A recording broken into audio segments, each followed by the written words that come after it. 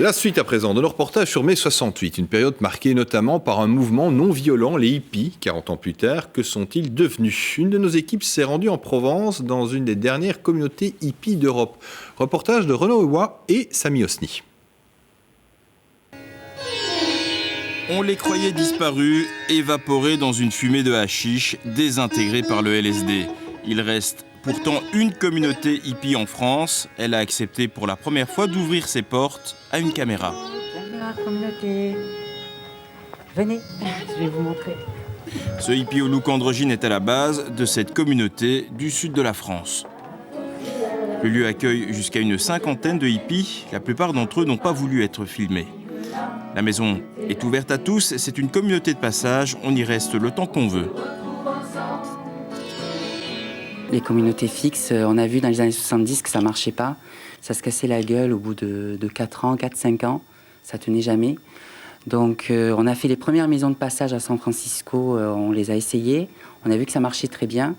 Donc moi, j'ai fait la même chose en France. Comment vous êtes devenu hippie? C'est une espèce de sensibilité qu'on a à la vie, à la nature, aux spiritualités, aux philosophies orientales aussi, c'est vachement important. Donc c'est quelque chose qu'on a en nous et qu'on a envie de partager au maximum avec un maximum de personnes.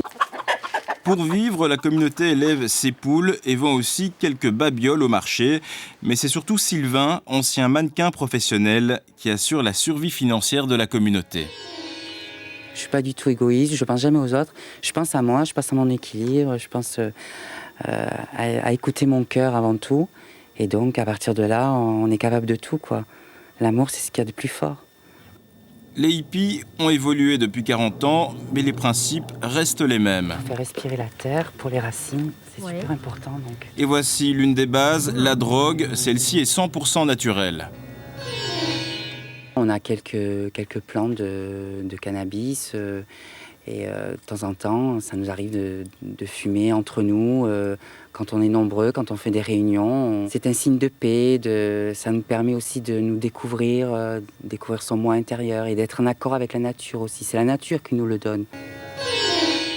C'est ça la liberté sexuelle, c'est de pouvoir choisir avec qui on a envie et quoi faire, quoi. Voilà. On peut avoir des rapports et vice-versa, quoi. Ouais, c'est vrai que ça peut changer tous les jours. Pouvoir être libre et faire ce qu'on veut de notre corps aussi. Être nu, se baigner nu, pas obligé de porter des maillots de bain ou des trucs comme ça, c'est ridicule, quoi. Ici, on est soi-même et on n'est pas jugé, on est très bien. Entre nous, on se retrouve. Ouais. Retrouver des gens qui pensent comme nous, sans être jugés, quoi. Ça, c'est super important.